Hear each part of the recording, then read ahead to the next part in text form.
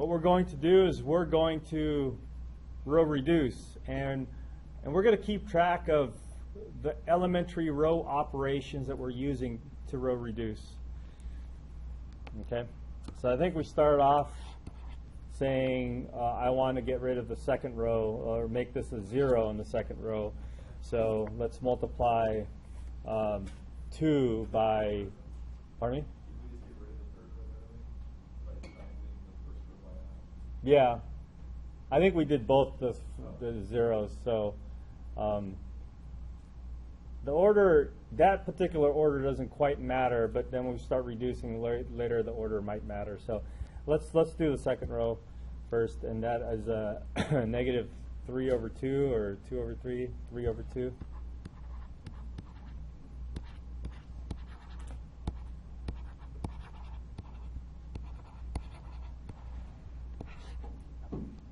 So we'll keep the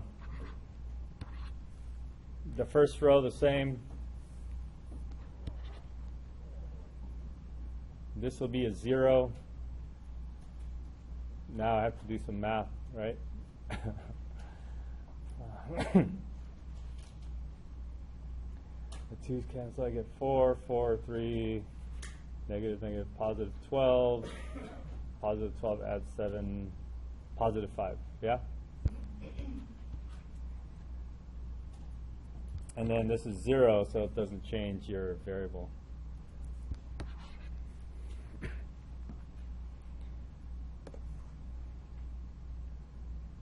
Now let's do it in one step. I was going to do it in 2 steps, but this is something that can be done in one step, so let's take advantage of that. So as Ryan was saying, just add, what is it, 1/2, multiply by 1/2.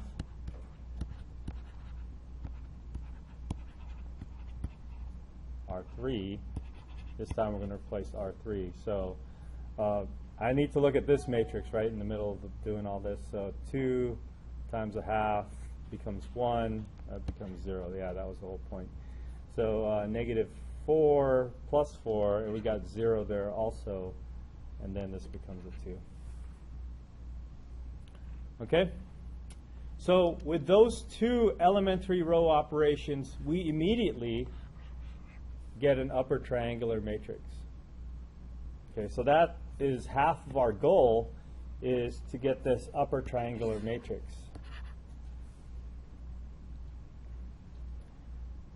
All right, the other half is to figure out what L is equal to. So notice what we did though. We did 2 elementary row operations. And let's call those 2 elementary row operations E1 and E2. So remember that these elementary row operations can be denoted as matrices just by performing that very same elementary row operation on the identity matrix. So if we had an identity matrix and we multiplied the first row by negative 3/2 and added the second row, for a 3 by 3 matrix,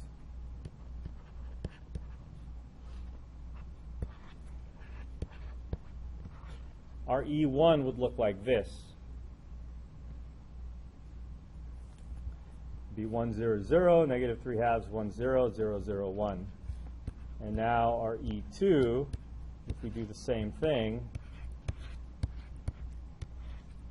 we're going to multiply the first row by positive 1/2 and add it to the third row. So the first row and the second row will remain the same. Added this to the third row, this becomes a 1/2, 0, 0, 1. So it's just like the identity, except you have that 1/2, 0, 0, 1. Okay? So these 2 matrices would probably have something to do with our L matrix that we're looking for.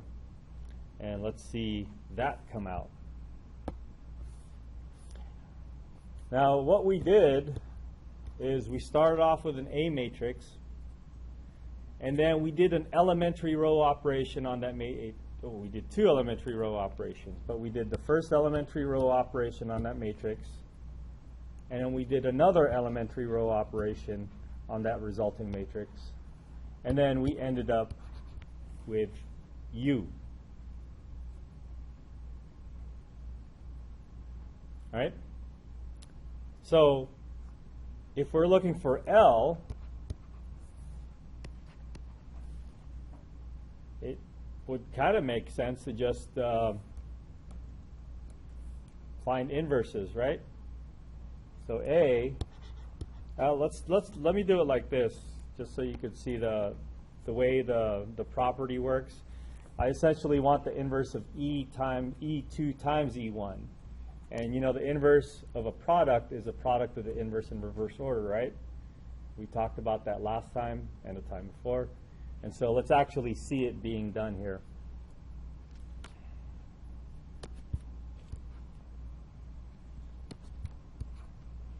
So what I could do, I'll do this in a couple of steps so you'll see it explicitly.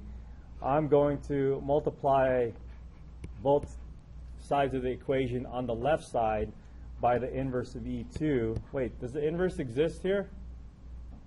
Does the inverse of E1 and E2 exist? Because we can only do this if the inverse exists. Yeah, it was one of the theorems. Yeah, the inverse will be switched. But I'm saying, does the inverse of each of these matrices exist? And the answer is yes, because there's a theorem that says if you have an elementary matrix, then that automatically has an inverse. In fact, the inverse looks almost like the elementary matrix itself. All right. So we multiply both sides on the left by the inverse of E2. And then what's going to happen is that this is going to disappear and become the identity.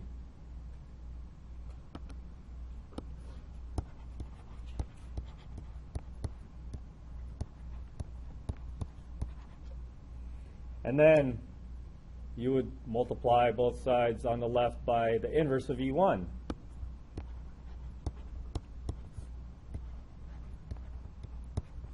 And then you just have A.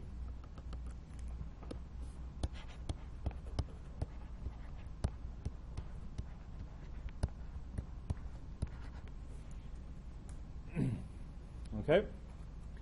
So this now looks like we have a candidate for our L.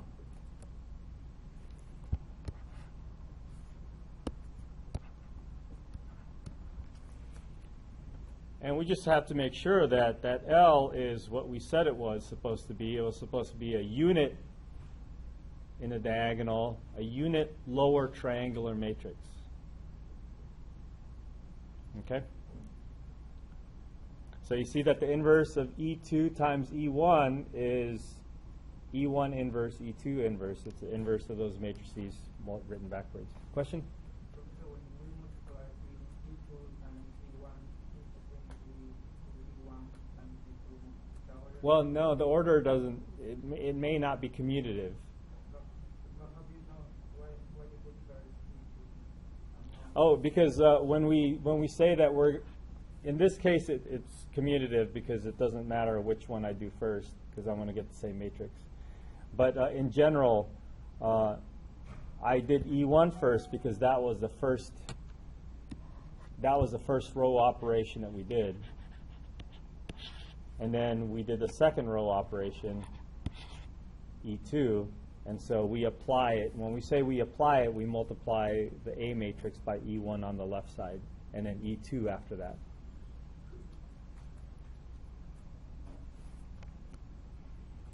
Okay, so this is our L matrix, or at least right now it's a candidate for our L, and then we'll see when we multiply it, it actually is our L matrix. So let's take a look at the E matrices. I'm going to, because I can, I'm going to move this over, make more room.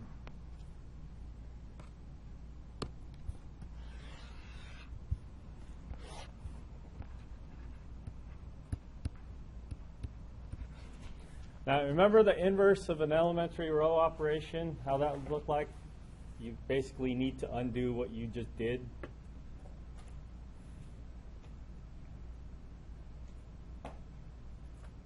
So our E1 is 1, 0, 0, negative 3 halves 1, 0, 0, 0, 1. And so to undo that, what do we need to do? we need to essentially multiply -1, or we'll multiply 1 by positive 3/2, right? So we're multiplying by the opposite of what we multiplied by before. Or you can try to find it a different way, but we'll see that the inverse of this first elementary matrix is almost the same as that elementary matrix, except you're going to change the sign.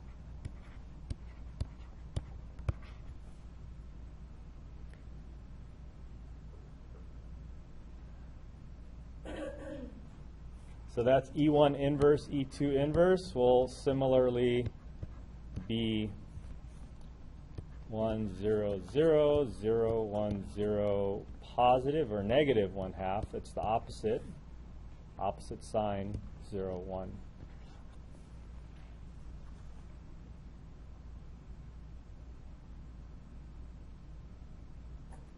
Okay, so this is just one type of elementary row operation that we're doing.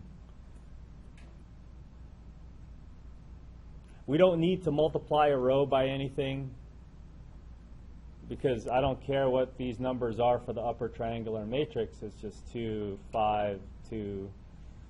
Doesn't have to be 1, so I don't have to divide or multiply by a row by a scalar. Remember those 3 elementary row operations? One of them is to switch. We didn't do that.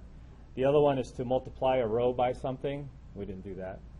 The only thing what we did was we took a row, added something, or multiplied it by something, and added to another row, and then replaced that row.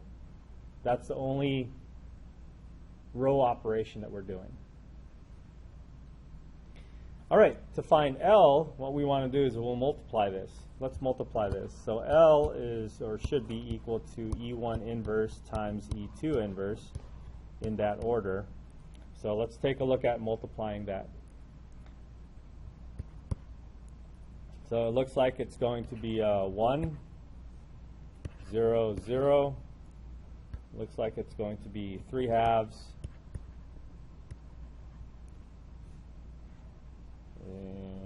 1, 0, and then it looks like it's going to be negative 1/2, 0, and then 1.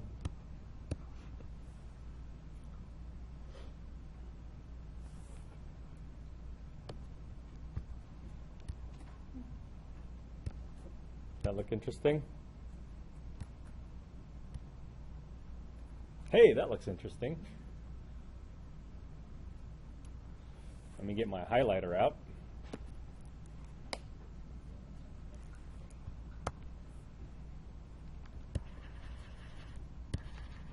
First of all, diagonal are all 1. Second of all, upper part are all 0. So this is, in fact, a unit lower triangular matrix.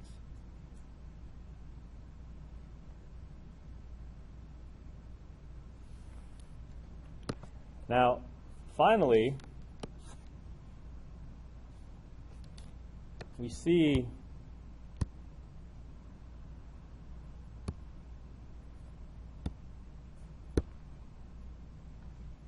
that these two matrices over, or these two other elements over here,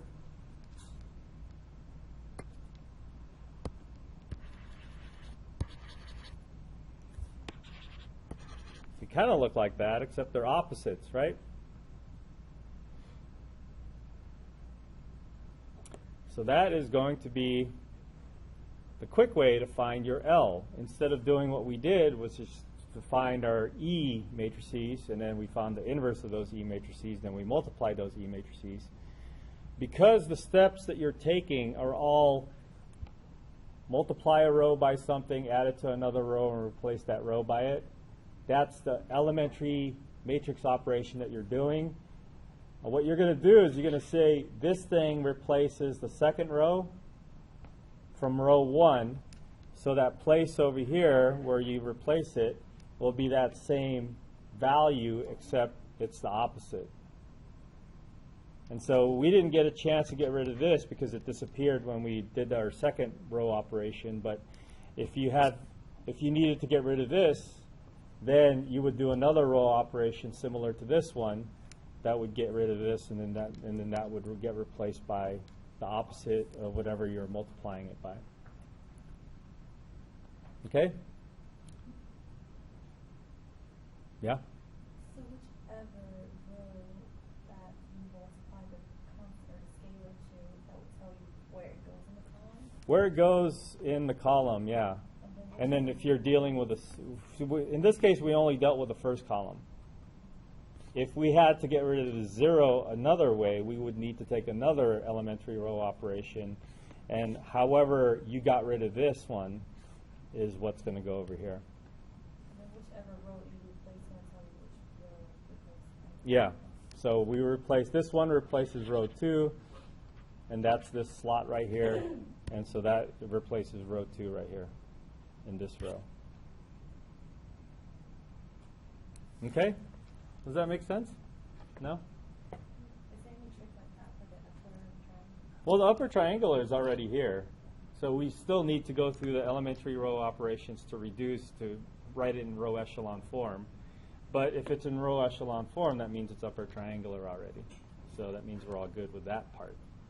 Only thing left to do is find L, and then this is how you would find L. Just keep track of the row operations.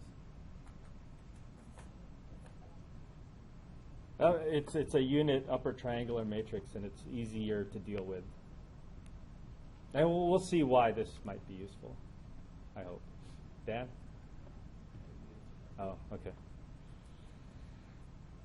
All right. Is that okay? Does this look okay? Now this is from the homework, right? Should we do? Well, I don't want to do another homework problem. These are all red. That means all your numbers are probably going to be totally different anyways. Huh?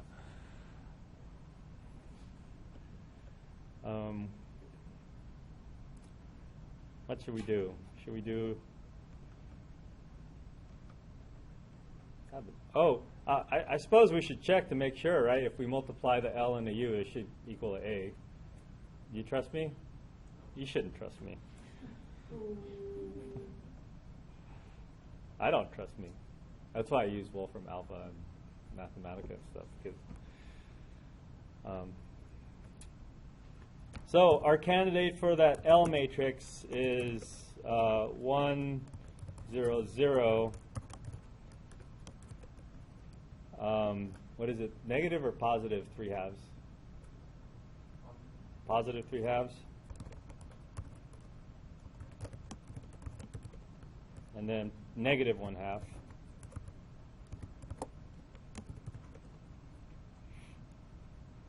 So this is your L matrix.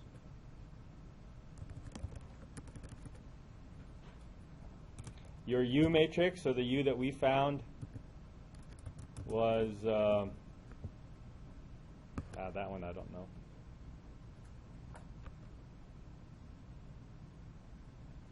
Was the result in row echelon form, so that's 2, negative 8, 0.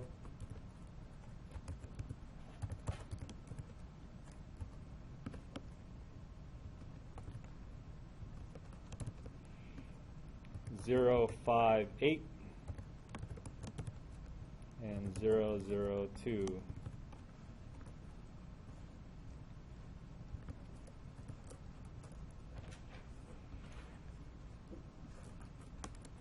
And so if we multiply this,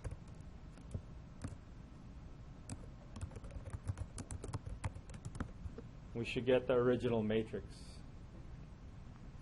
Is that the original matrix? Oh yeah, it's right here. 2, negative 8, 0, 3, negative 7, 8, and negative 1, 4, 2. That's it. So we got the L, the unit. We have the U, row echelon form, and then we're done. Yeah. Say it again. Oh, what's the significance of this? The significance of this is, well, if you do the, yeah, there's some significance.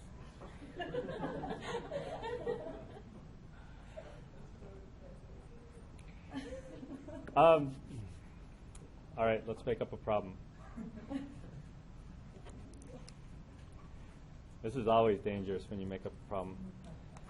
Let's take our A matrix.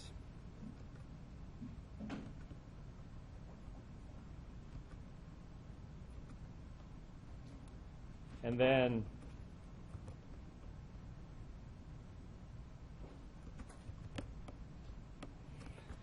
let's say we're interested in solving this problem.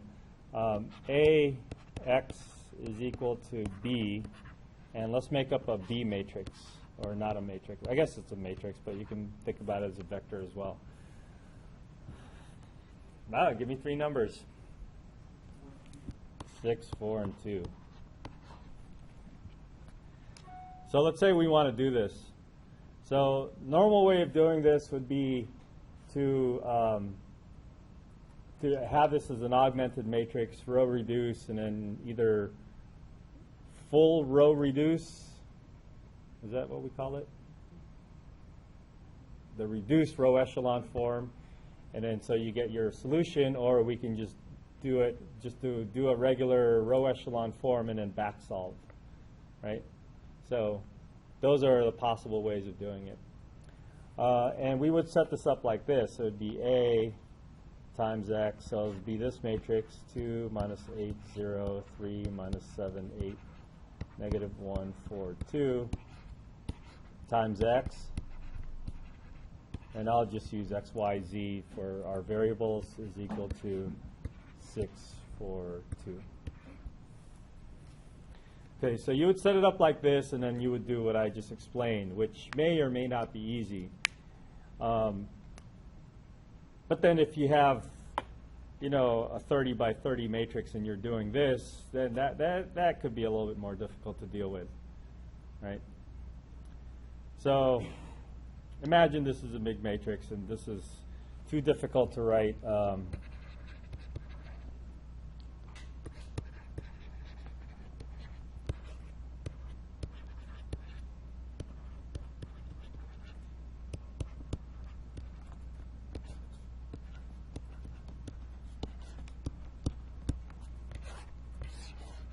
So that's how you would normally solve it. Now, instead of doing it this way, let's say you have a bunch of B vectors that you're doing, and then you would have to do this process for each and every single one of those B vectors.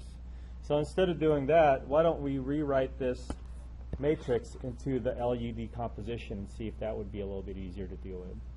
So the LU decomposition, I think it's, what was it again? Negative or positive here? This is positive 3 halves, 0, negative 1 half, 0, 1.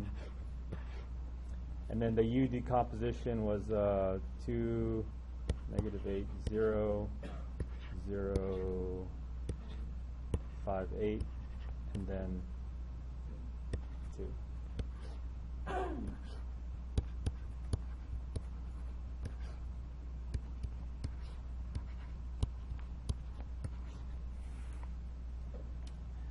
So the LU decomposition would help us solve for this a little bit quicker, I think, hopefully. And so let's see how this will work out. How would you solve for this?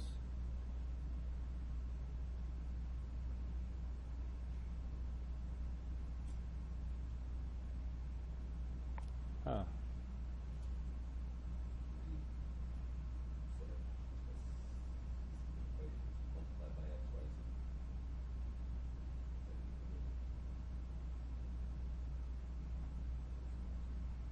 Multiply by x, y, z.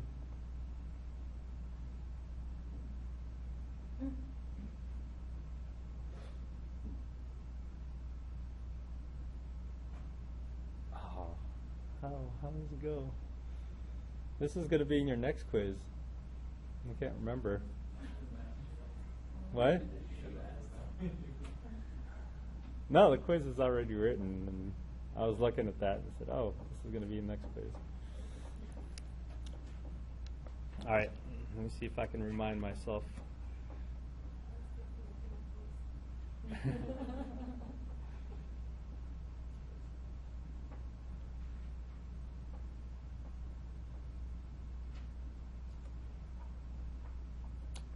All right.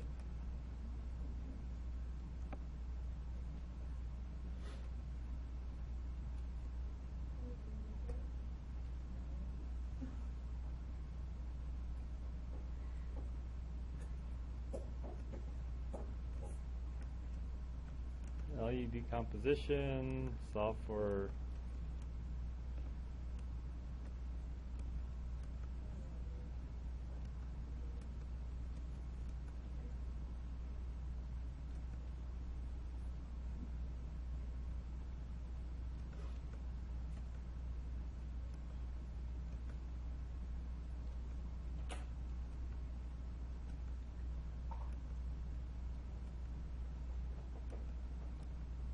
nah, I don't remember.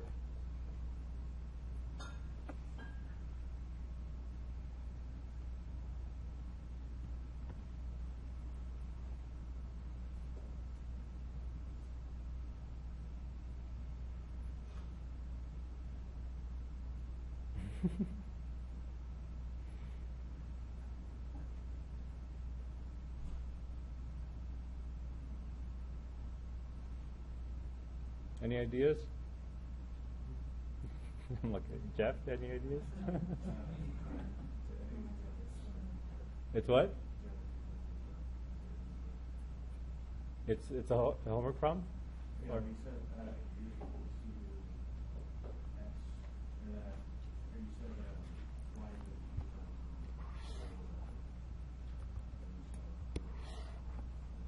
So you're going to set this equal to UVW or something? Yeah.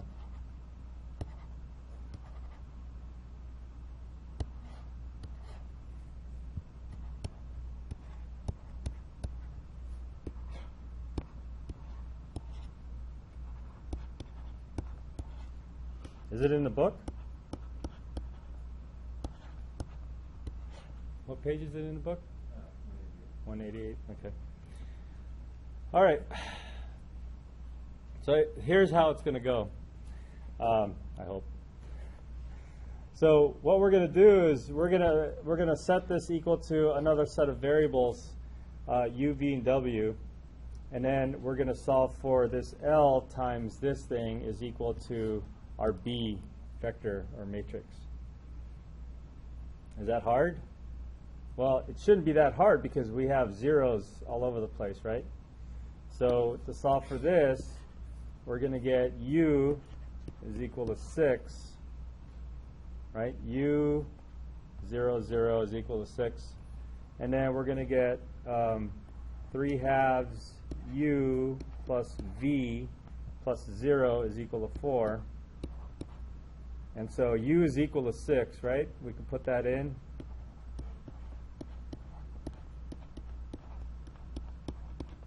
So that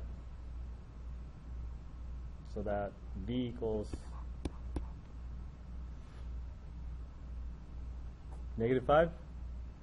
Yeah. Just put boxes around that so it doesn't get lost. And then our last step would be -1/2 u plus 0v plus w is equal to 2. And so u is 6. And so u is going to end up equaling 3, -3, 5. Yeah? Oh, w, yes, thank you. So w is equal to 5.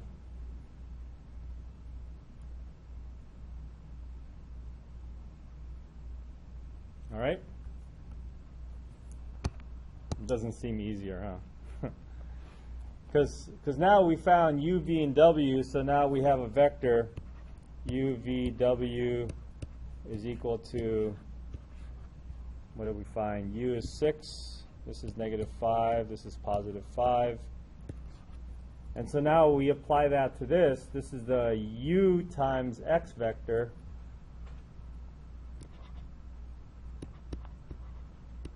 Is equal to our new vector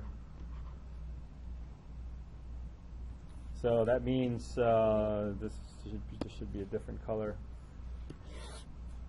So that means the U vector, which is 2, minus 8, 0, 0, 5, 8, and 0, 0, 2, times the x, y, z that you're solving for should equal to this UVW vector, which is 6, minus 5, and 5. And now, this should be almost as easy as the other one. The first one was a little bit easier because we actually have ones in the diagonal. Here you don't have ones, so it'll just be a few more steps. But if we go through this, we could start with z. 2z is equal to 5.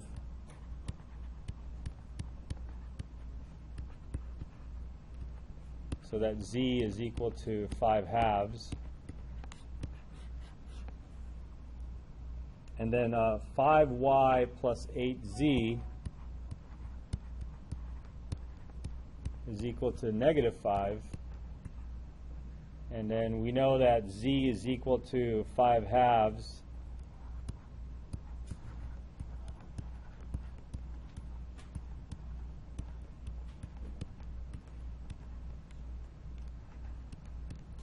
So this becomes 4, 20, 20 minus 5 is negative 25, divided by 5 is 5. Oh, did I do that right?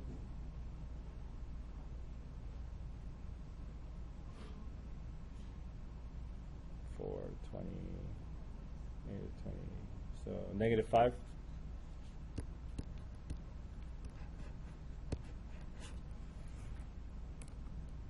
And then finally, our last equation is 2x minus 8y plus 0z is equal to 6.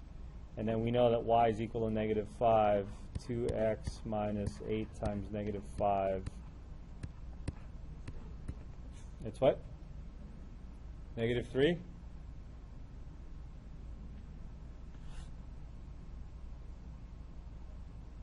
I think it, because this is negative 20, right? And then negative, so negative 25. When you move it to the other side?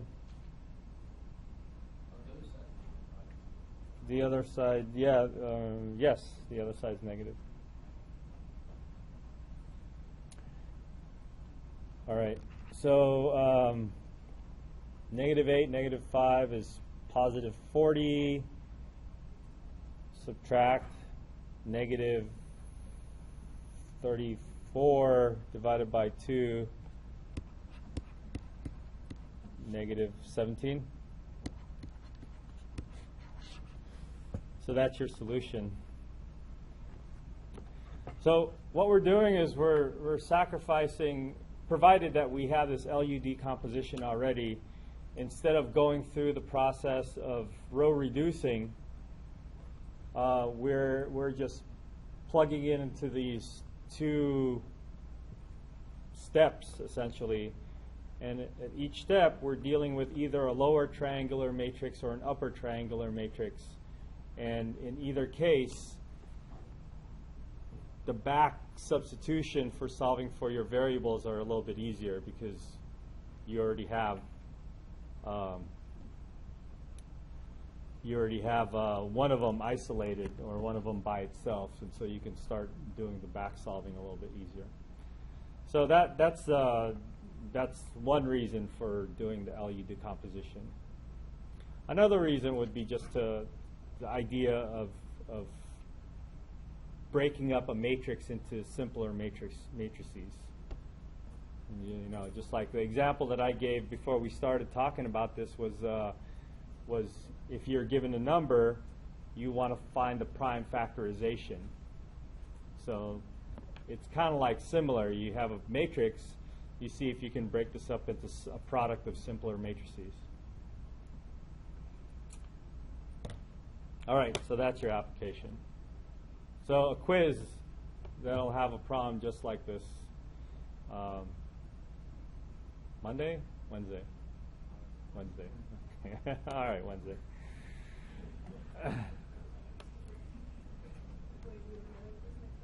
Yeah. All right. So that is the LU decomposition. Now, unfortunately, there are times when you might need to do another row operation that we're not covering, right? If we need to switch a row or switch a couple of rows, then, well, there's 3 row operations. One of them is you multiply a row by a scalar. And in this particular situation, when we're finding the LU decomposition, it's not necessary, because once we have the U, it doesn't matter what the numbers are in the middle and the diagonal. So we don't need to ever multiply by a scalar or multiply by a reciprocal to make it a 1 or anything like that. So we can throw out that particular row operation. Now the other row operation that wasn't covered here is a switch. When you need to switch the order, or when you need to switch a couple of rows. So for that,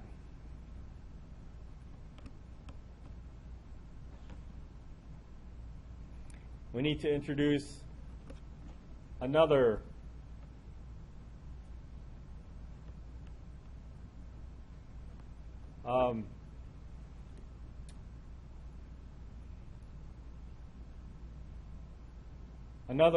row operation that can be represented by what's called a permutation matrix.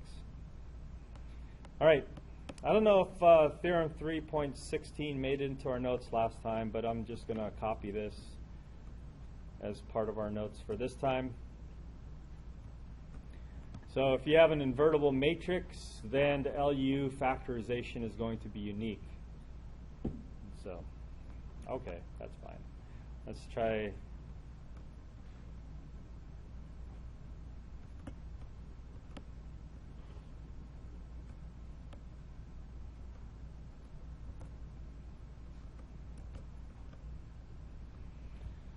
Let's add a couple more theorems, or one more theorem in a definition. P is a permutation matrix, then the P inverse is equal to PT. What's a permutation matrix? Permutation matrix, you can think about a permutation matrix as an elementary matrix that switches rows. So, elementary matrix that does a row switch.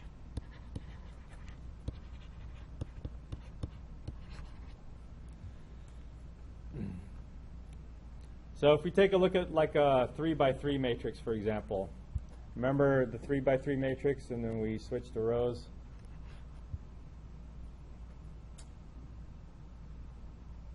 Let's switch the first row and the second row. So 0, 1, 0, 1, 0, 0, 0, 0, 1.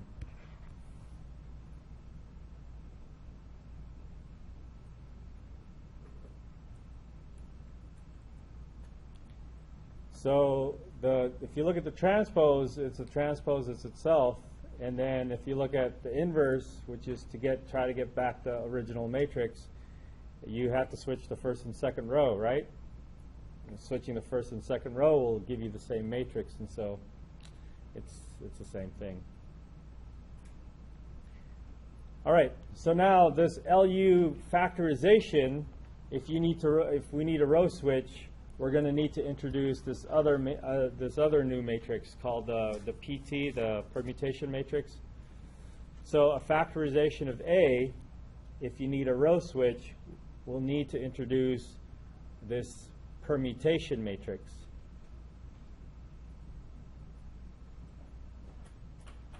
And so now, instead of just calling it an LU factorization, they call it a PtLU factorization. Which means there's a row switch somewhere that needs to happen. Okay, so let's do an example. I think the examples in my notes has, when I was trying to find an example for a regular LU factorization, ran into this, and then so here you need to do a row switch first because the first element here is 0 in all these examples, and so I need to move that non-zero element 1 up here to make it look like a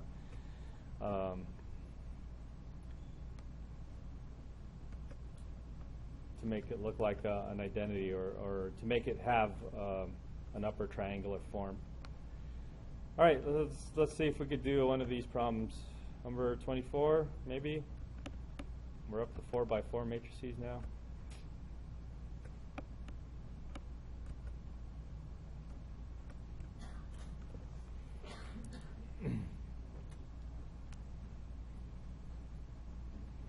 Okay, so what we want to do is we want to do a permutation first before going ahead and doing a row reducing. So what we'll do is we'll do a permutation, and we can switch the first and second, or we can switch the first and fourth. I like the fourth one because it's already a 1. So let's do a R1 switch with R4.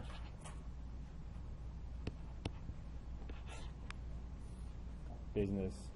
So you got 1, 1, -1, 0, and nothing else will change for this first step.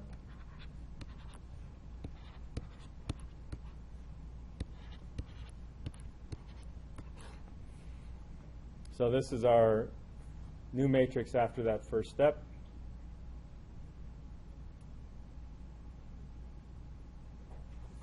And then now our next operation that we're going to do is we'll just add row 1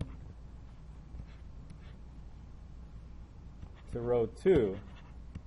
So I think of that as multiplying it by 1, if you want to, because what we're doing is multiplying something, a row by something, and then adding it to another row, replacing row 2. So let's see how that's going to look like. We got 1, 1, -1, 0. So now this is gone. Added, this becomes a 2. Added, this becomes a 2. And then added, this becomes a 2. 0, 2, 1, 1. 0, 0, 1, 2.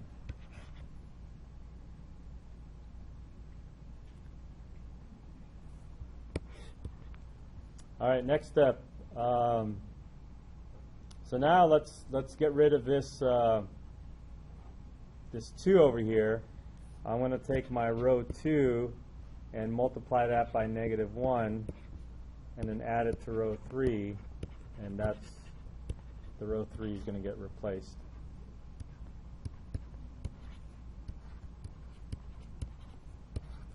So this is going to become a 0 here. And we have -2 plus 1, -2 plus 1, -2 plus 1 is -1, -2 plus 1 is -1 again.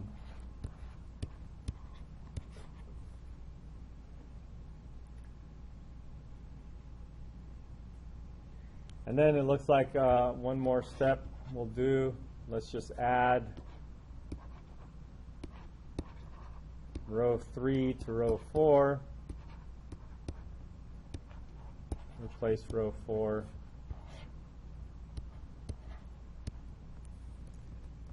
So I got 1, 1, -1, 0, 0, 2, 2, 2, 0, 0, -1, -1, 0, 0, 0, and 1.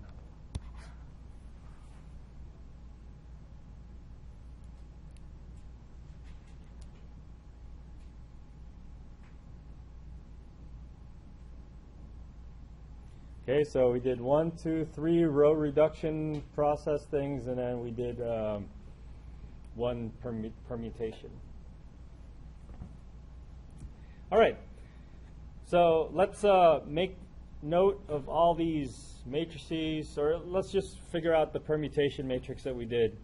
So the permutation matrix that we did, let's call this P.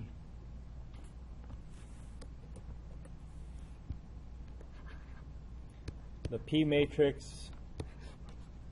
Now, if I want to express this as an elementary row operation matrix, then I would imagine doing this R1 swap with R2 business on the identity matrix. So R1 swapped with R4 means the last row is going to become the first row, and the first row is going to become the last row, and everything else remains the same. And I think it's clear that this is a permutation matrix. The transpose of it is itself, the transpose, and then it itself is the inverse as well. So this is your P matrix, or they call it PT, so if you take the transpose, it's the same thing, so we'll just call it a PT. All right, we have PT.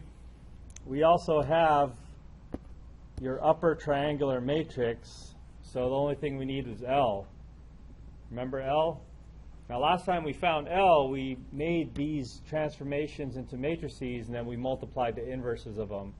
But I told you that there's a quicker way to find L, so let me show you how the quicker way to find L is. First of all,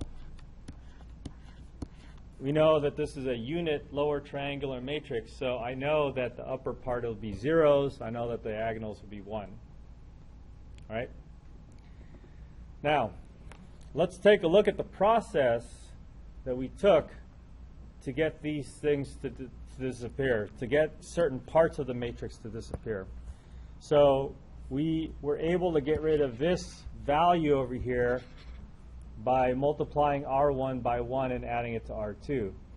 So remember that when we're dealing with the inverse, we're looking at the opposite value of that. So in this very spot that disappeared, or what made it disappear, we multiplied by 1. So here we're going to put the opposite of 1, which is -1.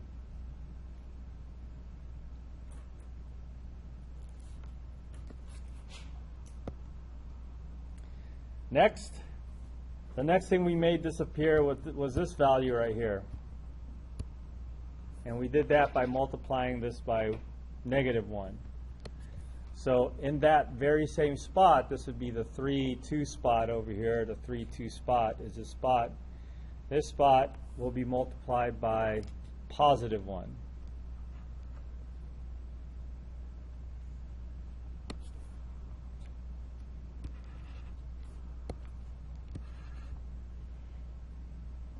And so we had one more thing to make this appear. It looks like this one over here, we made that disappear into a 0. So it's this spot over here that we need to put. And then we need to put the opposite of this number that we got, which is -1. So that's going to be another -1. And all the rest, well, we didn't do anything. They just kind of disappeared on their own. So I'll just put zeros there. So here is your L matrix. And then just for good measure, let's check that PtLU should equal to A. All right, so we got PT, we have L, we have U. Let's put all those into, well, from alpha to see if we're going to get it correct. So PT is equal to 1, 2, 3, 4. That's the first row, 0, 1, 0, 0, 0, 0, 1, 0. Huh, my commas, comma. 1, 0.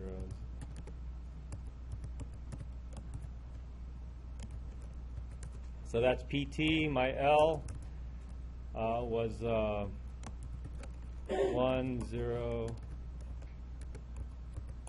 0, 0. The second row is -1, 1, 0, 0.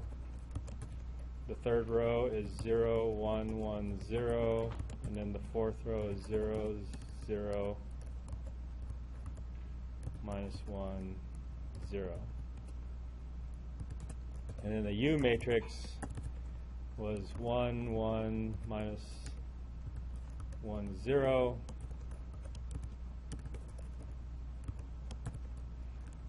0, 2, 2, 2, 0, 0, minus 1, and 0, 0, 0, 1.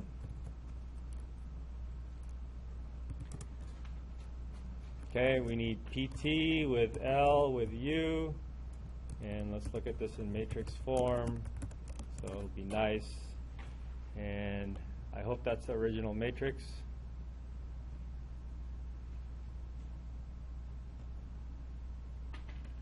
So the original matrix is 0, 0, 1, 2. Oh, what happened? Let's make this into a 2.